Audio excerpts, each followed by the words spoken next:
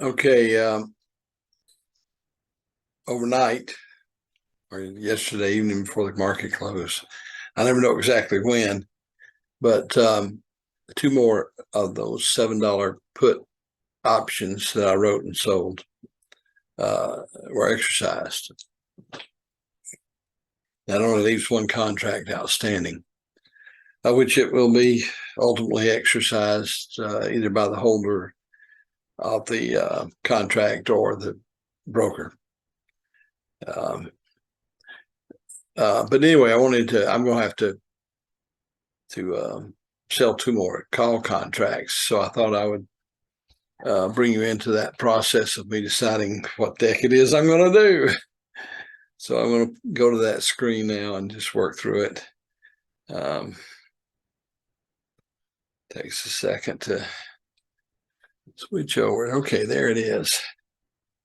And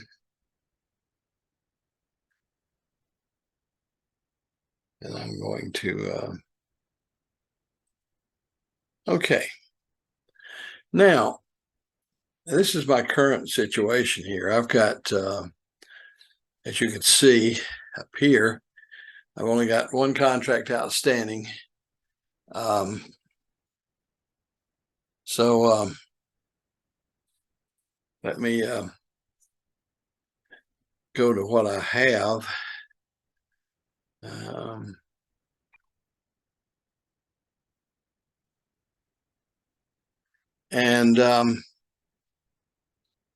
So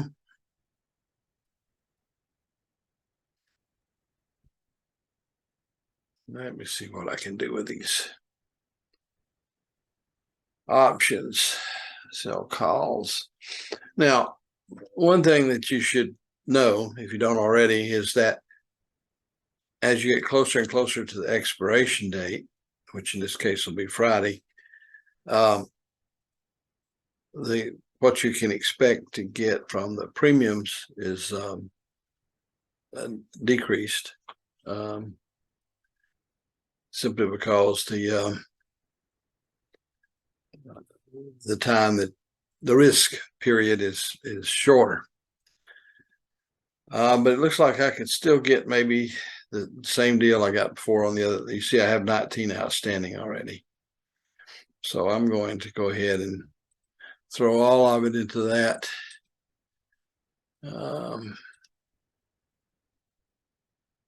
Not much money, but hey.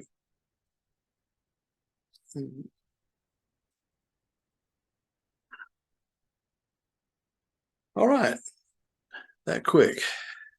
So as you see here, I've got 19 contracts outstanding. On this particular one, I'm getting $60. Not much money, but it's only for a short period of time. In other words, I'm bringing that revenue forward because the expiration date is Friday instead of next week. The one remaining contract that's open, if it's not exercised by close of the market on Friday, the broker or exchange, I don't know which it is, will exercise the contract, and so then my time will have expired, and any revenue I get from that will have to come from next week's orders. However, on these 19 contracts that will expire on Friday, that will unencumber the cash or stock, whatever I'm left with, so that I can turn around and do 19 more contracts, hopefully 21 contracts or 20, yeah. Yeah. I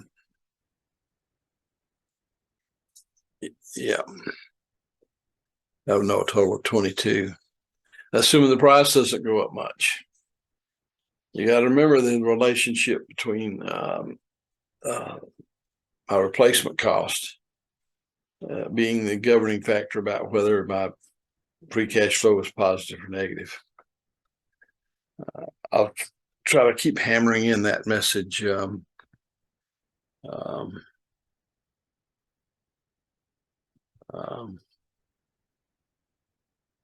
through the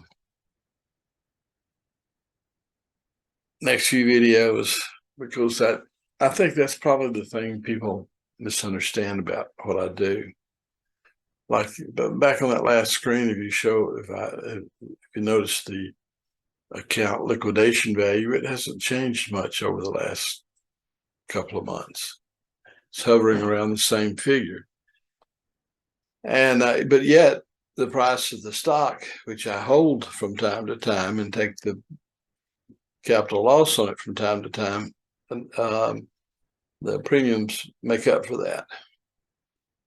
Now, because the price of the stock has fallen, I could actually take some cash out and spend it and have the same number of contracts covered to keep the revenue stream active. I don't need the cash right now, so I'm going to leave it in there and hope to build up the number of contracts I can sell. I did that for several years.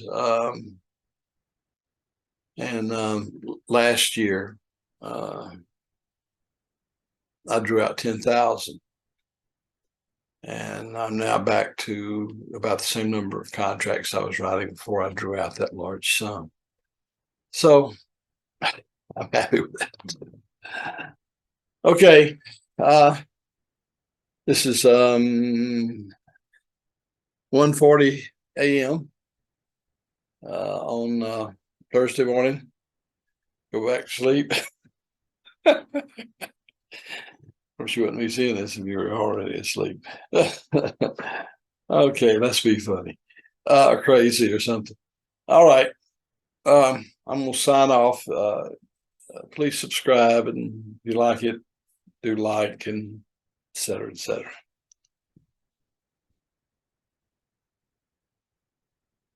And how do I cut this thing off? Stop recording. There we go.